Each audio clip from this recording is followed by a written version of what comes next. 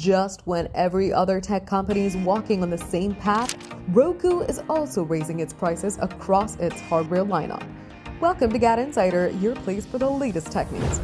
It was first reported the price changes after noting that the company devices are now priced up to $50 higher.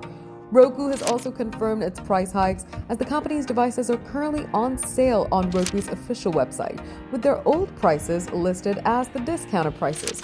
Roku Ultra, its top-of-the-line streaming device, now costs $150, up $50 from its old price of $100. Meanwhile, the most basic Roku Streaming Stick will now set you back $40 instead of $30.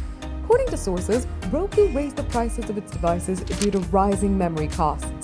A company executive reportedly said that Roku made the tough decision to raise its prices on streaming hardware to deal with the shortages in memory and other components caused by the AI boom.